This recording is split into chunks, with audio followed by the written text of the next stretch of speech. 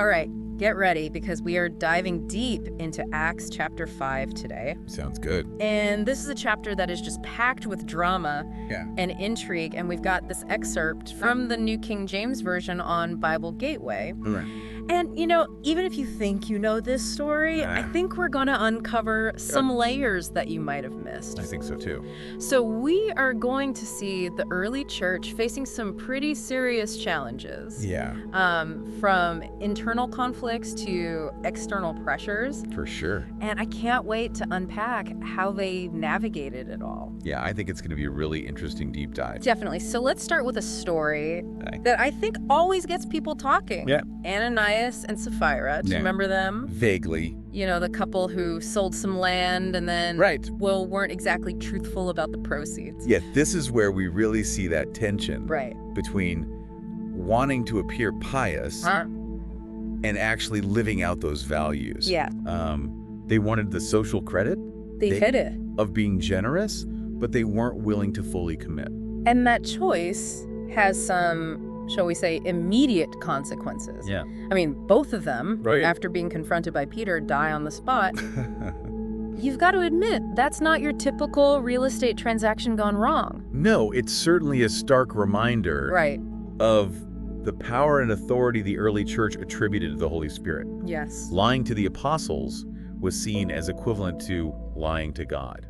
Directly. Right. Now, for some, this might feel like a harsh punishment. Right. But it really underscores the importance of honesty and integrity within this early Christian community. For sure. It's not just about following the rules. Right. It's about genuine faith reflected in action. Yeah.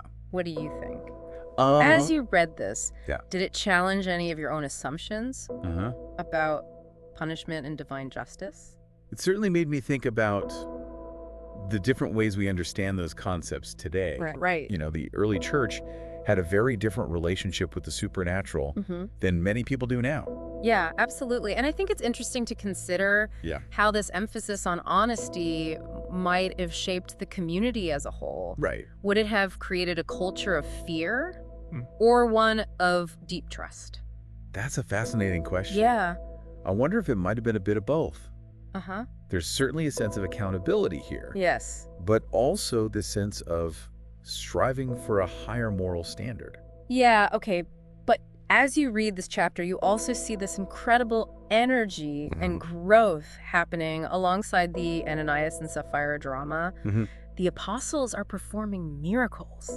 Yeah. People are being healed. And the movement is gaining momentum. Yeah, it's really interesting. It almost feels like there are these two parallel narratives playing out. Absolutely. On the one hand, you have this darkness, this act of deception, Yeah. and its consequences. Right. But on the other hand, you have this incredible light shining through the miracles and the expansion of the church. It really highlights the complexities Yes, it does. of the early Christian experience. Yeah. And speaking of those miracles, that scene where people are literally bringing their sick out into the streets, hoping that even Peter's shadow might fall on them, that's just such a powerful image. It is. It speaks volumes about the desperation and hope people felt. It really does. It reminds us that the apostles were seen not just as preachers, but also as healers. Yes. Figures imbued with extraordinary power. Their reputation clearly preceded them. Yeah, but of course, not everyone was thrilled with this growing popularity. That's true. And that's where we start to see the friction Yeah. between the apostles and the Sadducees. So for those who might not be familiar with the Sadducees, they were a powerful group. Yes. Within Judaism at the time. They were known for their strict interpretation of the law, and importantly, their rejection of the concept of resurrection. Which, of course, was a core teaching for the apostles. So talk about a fundamental clash of ideologies. Yeah. It's no wonder they saw this burgeoning Christian movement as a threat to their authority. Exactly. And that clash comes to a head when the apostles are imprisoned for their teachings. Wow. They're seen as disrupting the established order, challenging the religious and political power structures of their day. But then, boom! What? An angel of the Lord shows up in the middle of the night and sets them free. Talk about divine intervention. That's pretty amazing. What do you think this says about the early church's view of God's role in their lives? Well, for them, it clearly wasn't just about quiet prayer and reflection, they believed in a God who actively intervened in their lives. Yeah. Who protected and empowered them to spread their message. And they don't waste any time. No. The next morning, they're back in the temple teaching again, as if nothing happened. Really? Which, of course, infuriates the high priest. Oh, no. Leading to another trial. And this trial really exposes the growing chasm between the early church and the Jewish establishment. Because this time, the apostles make a bold statement that echoes through history. Oh, what's that? We ought to obey God rather than men. Wow. That's powerful. That's a powerful declaration. It is. Of their allegiance to a higher authority. Absolutely. It lays bare the fundamental tension that can exist between religious convictions and the demands of earthly powers. It's a question. It is. That has resonated throughout history and continues to challenge us today. Yeah. Think about the times in your own life when you've had to balance personal beliefs with external pressures. Right.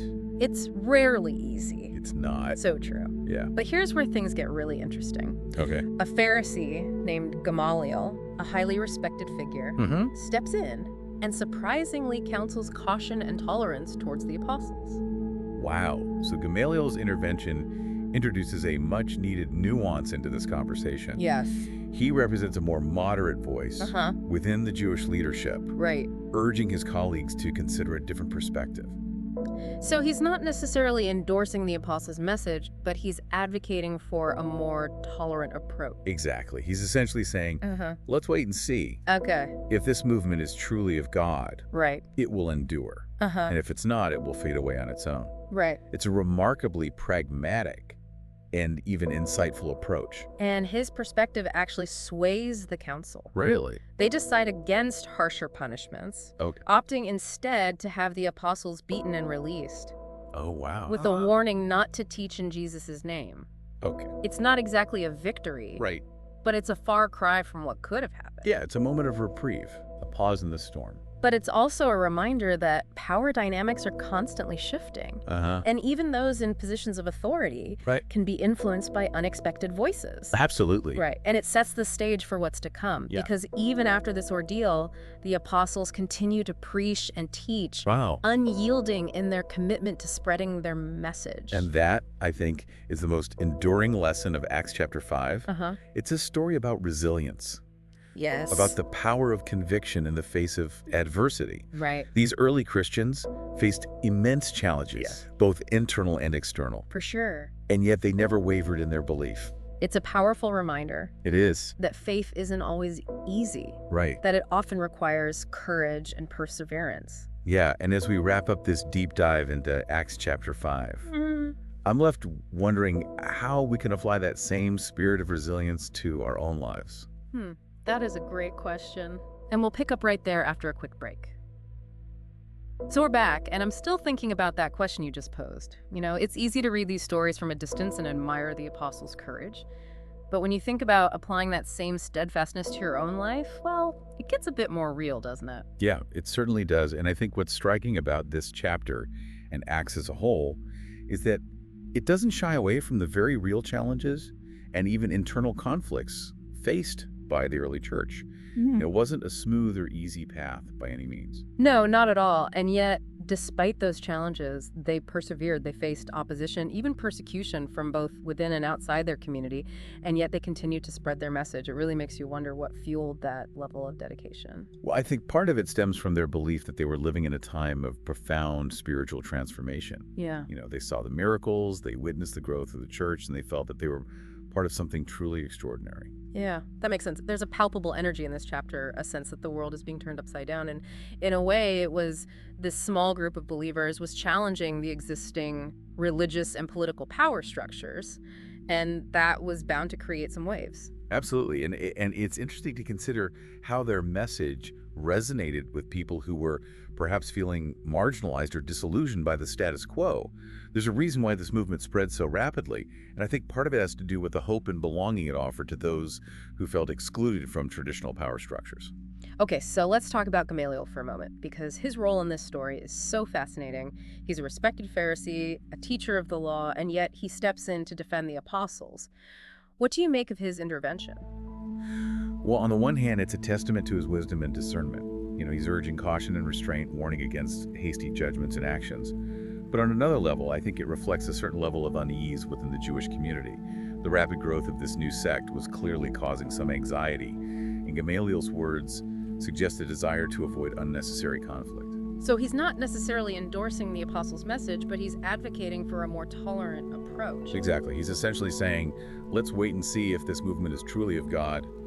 It will endure, and if it's not, it will fade away on its own. It's a remarkably pragmatic and even insightful approach. And his perspective actually sways the council. They decide against harsher punishments, opting instead to have the apostles beaten and released. It's not exactly a victory, but it's a far cry from what could have happened. It's a moment of reprieve, a pause in the storm, but it's also a reminder that power dynamics are constantly shifting, and even those in positions of authority can be influenced by unexpected voices. Right, and it sets the stage for what's to come, because even after this ordeal, the apostles continue to preach and teach unyielding in their commitment to spreading their message. And that, I think, is the most enduring lesson of Acts chapter 5. It's a story about resilience, about the power of conviction in the face of adversity. These early Christians faced immense challenges, both internal and external, and yet they never wavered in their belief.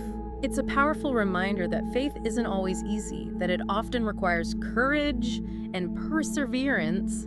And as we wrap up this deep dive into Acts chapter 5, I'm left wondering how we can apply that same spirit of resilience to our own lives. That's a question worth pondering. Yeah. What challenges do we face in our own time that require that same unwavering commitment to our values, to our beliefs, even when they're unpopular or difficult to uphold? Yeah, it's almost like this chapter is like a microcosm of the entire Christian experience. You see the highs and lows, the internal struggles, the external pressures, and yet through it all, this unwavering commitment to spreading the message. It's true. And I think what makes Acts so compelling is it doesn't shy away from the messy realities of faith. Yeah. These weren't perfect people. Right. They made mistakes, they faced doubts, and yet they were still used to do extraordinary things. That's a really encouraging thought, actually, because sometimes when you read about these larger-than-life figures... Right. From history, it's easy to feel like you can never measure up. Yeah. But this chapter reminds us that faith isn't about perfection. No. It's about showing up. Right. And striving to live out your beliefs. Yeah. Even when it's hard. Exactly. And I think that's a message that resonates across time and cultures. We all face challenges, we all make mistakes, but what matters is how we respond to those experiences. Do we allow them to break us? Right. Or do we use them to grow and learn and become more resilient? Okay, so as we wrap up this deep dive into Acts chapter 5, I want to circle back to something we touched on earlier. All right. The idea of divine intervention. All right. The apostles clearly believed that God was actively involved in their lives, protecting them, guiding them, even miraculously freeing them from prison. Right. Does that belief resonate with you at all? It's certainly a core tenet of many faiths. The idea that we're not alone in our struggles. Right. That there's a higher power working behind the scenes. Yeah. Whether or not you subscribe to that belief personally. Yeah. I think it's important to understand how it shaped the worldview of the early church. Right. It gave them a sense of purpose, Yeah. of hope, even in the face of seemingly insurmountable challenges. It's like knowing you have backup. Right. Even when things get tough. Yeah. And for the apostles, that backup was pretty powerful. Oh, yeah. I mean, an angel breaking them out of prison. Right. That's not something you see every day. It's certainly a dramatic image. Yes. And it speaks to the depth of their faith. Right. They believed that God was capable of anything. And that belief fueled their courage and determination. So as we leave this chapter behind, Okay. what's the one takeaway you, like our listeners, will hold on to? I think it's the importance of resilience. Yeah. The early church faced incredible opposition, but they never gave up. They held on to their beliefs. Yeah. They supported one another.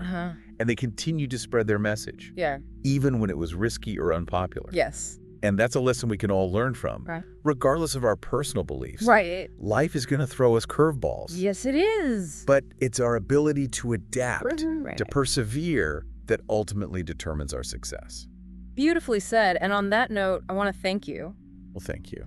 And thank you, dear listener, for joining us on this deep dive into Acts chapter 5. Yeah, thanks for listening, everyone. We hope you found it insightful, thought-provoking, and maybe even a little bit inspiring. I hope so. Until next time, keep exploring, keep questioning, Yeah. and keep diving deep into the things that matter most to you.